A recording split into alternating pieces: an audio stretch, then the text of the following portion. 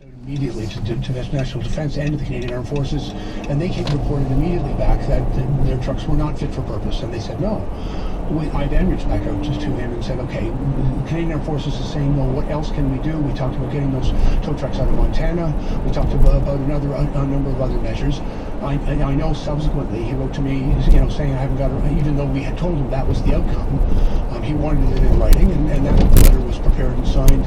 I understand that when it went to the public service, it wasn't mailed, and that was as we've acknowledged, and as Willow reported that should have been done. Okay, I want to ask you about another part of the federal picture here, this failure of federalism perhaps. Commissioner Rouleau suggests that the people of Ottawa may have felt abandoned by their provincial government. We know this is something that came up over the course of the conversation. The Ontario government has come out defending its actions in a statement on Friday, saying in part that during the occupations in Ottawa and Windsor, our government was squarely focused on providing the tools our policing partners needed to bring the situation to an end. Is, in your opinion, the Ontario government right to say it was doing what it needed to do? Well, I want to acknowledge, how important the work of the OPP was. For example, Commissioner Creek working with the people in Ottawa, working with the people in Windsor. There was a lot of work that was being done. But sir, I'm asking about the Ontario government. Well, and to that end, we tried to establish a tripartite table, because I believe it's very important. We come from an environment where, if we get everybody at the table and we all are talking to each other, understand the needs that each of us and challenges each of us are facing, we can work better together.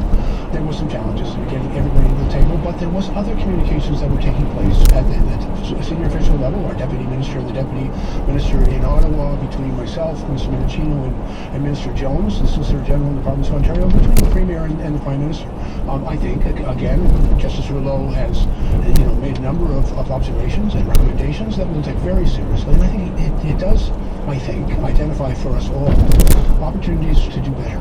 So when Commissioner Rouleau suggests people in Ottawa might have felt abandoned by the provincial government, you're saying not true? No, what I'm saying is I would understand completely why the people of Ottawa would be incredibly frustrated with the fact that these protests persisted. I'm well aware of the impact that this was having on local citizens, on businesses. There was a great deal of anxiety, frustration, and fear in the city of Ottawa, and it is the responsibility of all orders of government and the police to work together to make sure that we protect those citizens and keep them safe. I'm not sure you quite hit the nail on the head in terms of the question I was asking about the Ontario government, sir, but I want to ask you about your own government as well. The Prime Minister said on Friday that he wished he had chosen his words differently when he described some of the protesters as a fringe minority. Do you accept that those words made a difficult situation worse? I think we should always be temperate in our language and be careful in what we say, because we're not trying to escalate a situation. I believe the Prime Minister was concerned, and we were getting a lot of information that there was within the protest a small element of people whose, not only their motives but their intentions was very and deeply concerning.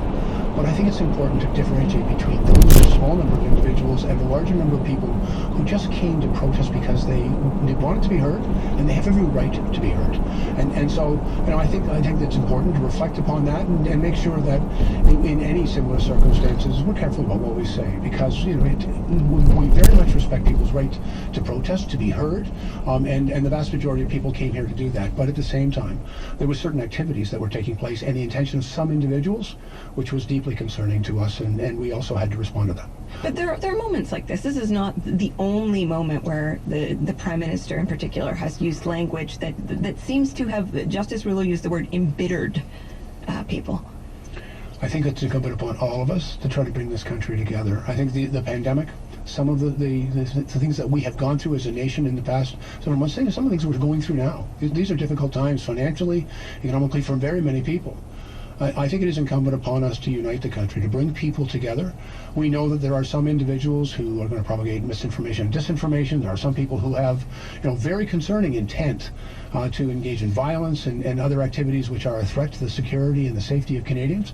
But the vast majority of people are just like everybody else. We're average Canadians. We have our concerns, and they need to be reassured, and they need to be respected. Okay, I do want to ask you about another very important matter before I let you go.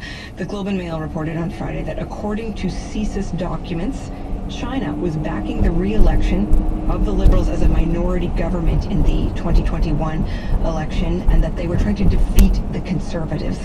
That kind of meddling is obviously an alarming suggestion. What is your government going to do concretely to address those kinds of efforts? I also read, of course, the article in the Globe, but I also recall when I was public safety minister in December 2019, I sent a letter out to every parliamentarian, all of us, before the 2020 election. And I very clearly outlined in a 12-page letter to every parliamentarian the risk that foreign interference, including from China, would have in their efforts and the type of things that they would do in order to attempt to interfere with our democratic institutions and in our elections. I also articulated for all of my colleagues what CSIS was doing and where they could get help if they were concerned about that. We did that in anticipation, and as the Prime Minister's also mentioned today, we also set up a senior panel of senior officials in order to monitor the impact of any of that interference, which we acknowledged.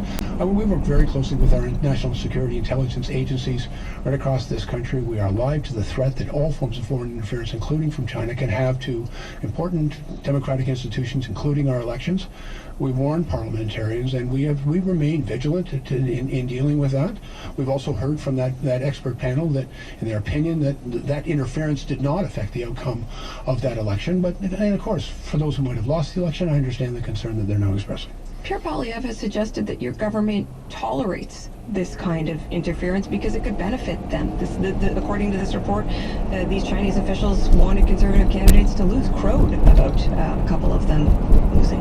Again, Mr. Poilievre might have an opinion on that, but I would just remind him, I sent him a letter in December of 2019. I articulated this risk, and I articulated for him what this government was doing in response to it. It was eyes wide open to be forewarned, and we articulated all the steps that our national security agencies are doing to fight this. Your government says so often, eyes wide open on China, yet this is still happening. There are reports suggesting this is still going on. So let me be very clear. There's more than ample evidence, and as we've acknowledged on many occasions, we believe that the government of China is attempting to interfere with our country economically, socially, and in our democratic institutions. We've directed, and our national security agencies are being vigilant in response to that. And I think it's also important to make sure that parliamentarians, future candidates in an election, be well informed about that risk. And that's why I sent them a letter more than 2 years ago, so that they would have that information and be forewarned and be able to if there is interference, to be able to deal with it. Mr. Blair, thank you for your time today. Always a pleasure, Catherine. I'm Catherine Cullen, and you're listening to The House from CBC Radio. Still to come on the program. The rules-based international order is now under threat in a way that it previously was not, and we have to rise to meet this moment. Canada's defense minister reflects on 1 year of Russia's war on Ukraine and whether the state of Canada's military should worry us. If you miss anything, you can catch up on the program by using the CBC Listen app or wherever you get your podcasts.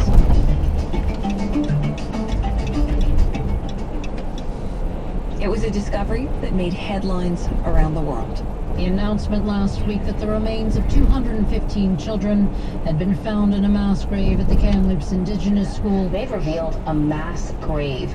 Preliminary findings suggest the remains of 215 children. Those early media reports were quickly clarified. Not a mass grave, but new radar technology indicating more than 200 possible unmarked graves. The discovery was a moment of national shame.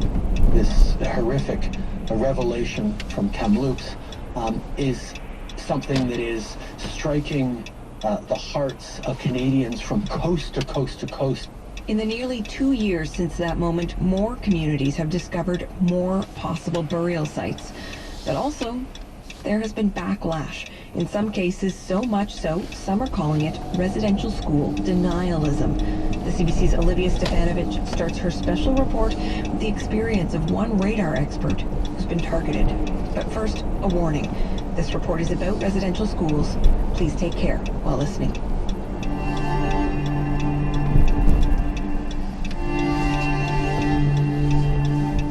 For me, it really peaked around the 1 year anniversary. I received phone calls, I received messages, and it's been ramping up. Keisha Supernaut is a Métis archaeologist and expert in ground-penetrating radar. In the last few years, she's done multiple media interviews about the discovery of what could be unmarked graves at former residential school sites. But after her work became known across the country, she started getting messages from strangers, challenging her about her own family history. Dear Dr. Supernaut, you mentioned earlier in March 2022 that you thought there might be a family member born in the late 1930s who may have died at Girard Indian Residential School. Do you know exactly of what he died? Have you sought a death certificate? Cemetery up. One email cast doubt on the circumstances surrounding the death of her grandmother's cousin Sammy. Here's Supernaut reading part of the email. Dr. Supernaut, are you aware or had a happy moment while they were at school? That's not the issue. The issue is that they were taken under force of law to begin with, and the vast majority of children that attended these schools, it was not in any way a positive experience.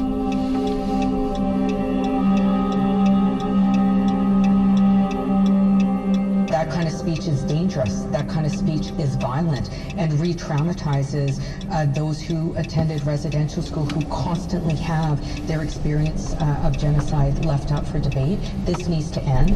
Leah Gazan is an NDP member of Parliament. She wants to outlaw residential school denialism. In October 2022, she succeeded in getting the House of Commons to unanimously recognize Canada's residential schools as genocide. Now she wants to classify the denial of that genocide as hate speech. There's a difference between free speech and hate speech. I would say that denying genocide is a form of hate speech. That needs to be dealt with. Well, this is totalitarianism. Frances Widowson says Gazan's proposal goes too far. She's a politician trying to stop honest people like me from being able to discuss the reality of what's going on in residential schools. I'm completely, open to the fact that I could be misguided and wrong, but the answer to that is not to make what I'm saying illegal, which is ridiculous. I think having the government introduce legislation that bans residential school denialism is a bit of a shortcut. Sean Carlton is an assistant professor of history and Indigenous studies at the University of Manitoba. It risks, as in other contexts of genocide, giving denialists more of a platform to say, look at the heavy-handed approach of the government. What do they not want us Canadians to really understand? Whereas a more grassroots approach by Canadians taking responsibility for learning more about residential schooling to challenge residential school denialism can be more effective. But Keisha Supernaut believes that although it's fact that children died and many are buried in graves now lost to time, some minds won't ever be changed, no matter what the evidence. The bar will keep moving. So if nations decide to exhume, which some may, and they do find the bodies of children, it will still not be enough for denialists. They'll still find ways to downplay it. They'll still find ways to excuse it.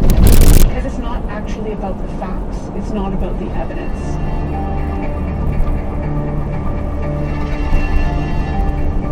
For the House, I'm Olivia Stefanovich. A national residential school crisis line is available for former students and others who need support. You can call the 24-hour national crisis line at 1-866-925-4419.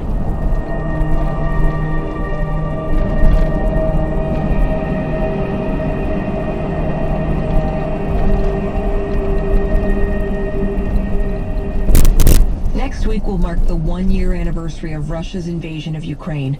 The war has shaken the sense of security in many Western nations and has threatened to disturb the global balance of power. Defense Minister Anita Anand has been responsible for managing Canada's military contributions to Ukraine. I spoke with her on Friday and asked her to reflect on the past year and what could come next. Minister Anand, welcome back to the House. It's great to be here, Catherine. Thanks for having me. I want to start with you, actually, in all of this. A pandemic hits. You're procurement minister, the one in charge of getting vaccines. Now there is this major conflict. You're procuring weapons for Ukraine. What has it been like to be on that kind of a front line during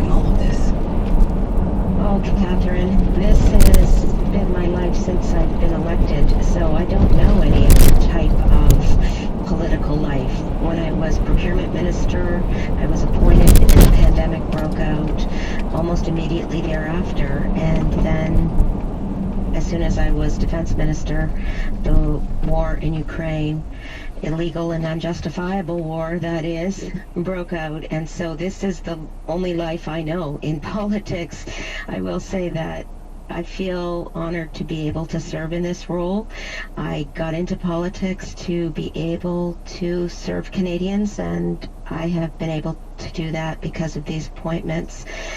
In fact, yesterday I was in a parking lot and someone came up to me and said, you know, I just want to thank you so much for the work you've done. We've been flying a Ukrainian flag on our front step for the past year, and we didn't think we'd have to continue to fly it because this war has gone on so long. We have had to, and we will do so until Ukraine wins this war. And so this is really about ensuring that the right answer is occurring, and that right answer is that Ukraine must win this war.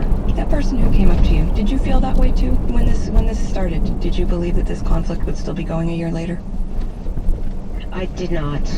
And the reason I didn't believe that it would continue this long is because I know that there is incredible unity for Ukraine to win this war, and I believe Ukraine will win this war. But it is going to continue to take the unity and the collaboration. Let's just remember that Russia has been proven wrong at every step. They thought Ukrainians would fail. They thought Europe would freeze in the dark. They thought that Western support would wane. They thought that NATO would fracture, when in fact NATO has become stronger. They thought they would take Kyiv. None of this has happened. In fact, the opposite has occurred. And so this is a demonstration of the resolve of the Ukrainian people and the resolve of allies and partners around the NATO table. You point to the resolve. This is, though, also obviously an incredibly unsettling time for so many people. I wonder if you feel that the world has become more dangerous, as some have suggested, or whether we are simply now more aware of how much danger the world holds. I believe that the world has changed, especially since February 24th of last year.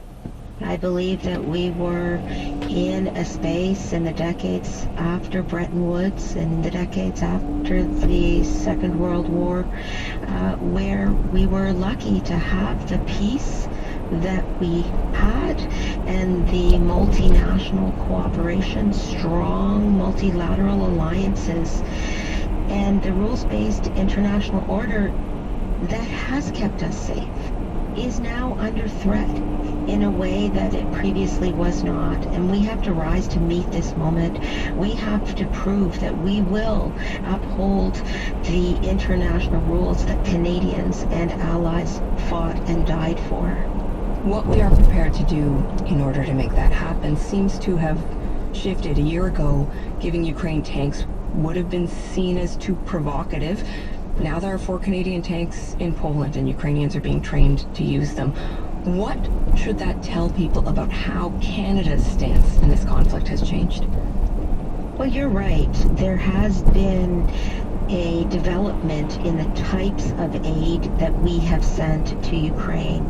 And at every turn, what we are sending depends on what Ukraine specifically has asked for.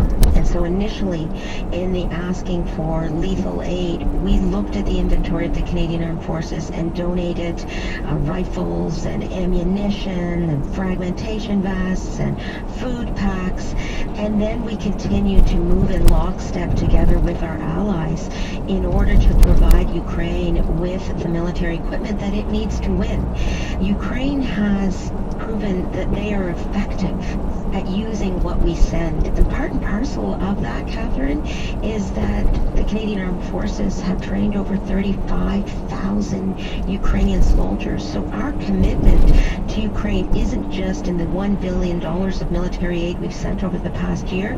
Our commitment has been ongoing since 2015, and the closeness between the Ukrainian Armed Forces and our own Canadian Armed Forces is without question, and the closeness of our countries is also undeniable.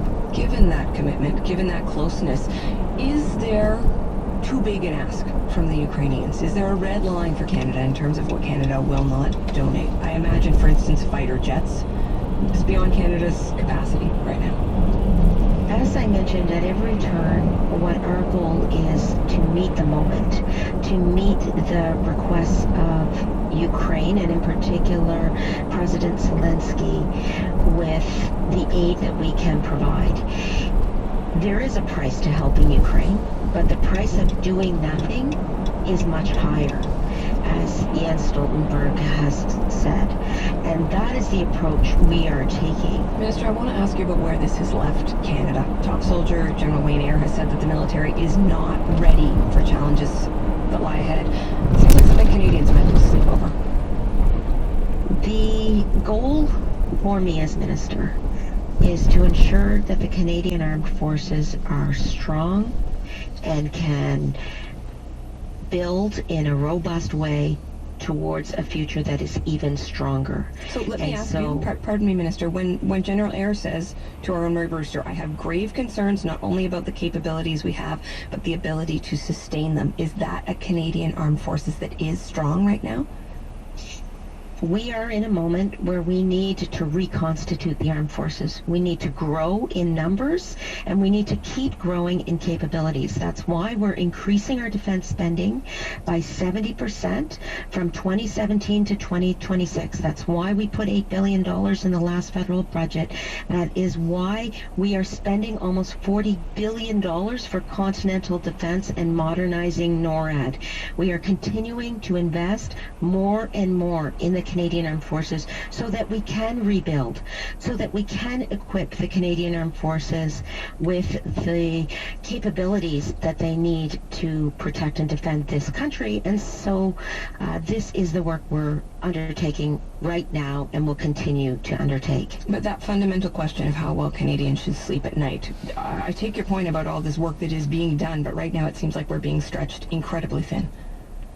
Well, let me take you to last Saturday night, Catherine, when NORAD shot down a cylindrical object over the Yukon. That is a multilateral alliance, the only binational command in the world that was protecting Canadian airspace. And as a result of that work, I do believe that we are able to show that the Canadian Armed Forces and our multilateral alliances are strong, but we do need to do more to equip with modern capabilities, and that's why, for example, we're investing in 88 F-35s to continue to be able to protect our skies. So the work is ongoing. We are making the investments we need to make to protect Canadians on into the future. I want to ask you, before I let you go, about those balloons. You make the point about NORAD reaching the cylindrical object. You know that your political critics and the Conservatives have said they don't feel that Canada was well enough equipped, that it was U.S. jets that reached those objects first. But I want to ask you about how Canada is approaching these objects more generally. President Biden has said that they will be coming up with sharper rules to deal with unidentified flying objects in the United States. Is that something that Canada is looking at pursuing? Well, first and foremost, I want to say that we are very much aligned with our U.S. counterparts, and me especially with Secretary of Defense Austin. In fact, I was at the Pentagon last week when we were discussing these objects flying over North American airspace. We will learn the necessary lessons here. NORAD is doing what NORAD does best, as exemplified in the seamless partnership that keeps North America safe, and we will continue to work in conjunction with the United States through NORAD to keep our airspace safe, as we must do. President Biden has said that there is no information that the 3 objects that were shot down most recently were related to foreign surveillance. That's separate, of course, from this apparent Chinese surveillance balloon that we first saw.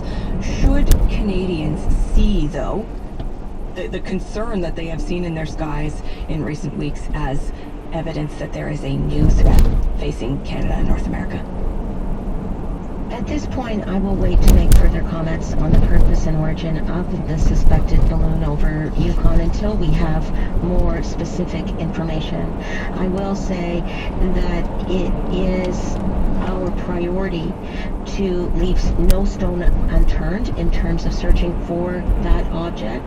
We have personnel working from dawn to dusk to do so, and we should wait until we have specific information to draw such conclusions. Mr. Anand, thank you for your time. Thank you so much. Take good care. You can hear more about those suspected balloons coming up on CBC Radio. Day 6 host Brent Bambury speaks with the president of a company that makes most of the weather and military balloons in the U.S. He'll explain why they're used and why so many were shot down recently. Well, that is it for us this week here on The House. Our crew, Kristen Everson, Emma Godmere, Christian Poslang, and our senior producer, Jennifer Chevalier. I'm Catherine Cullen. Thanks for listening.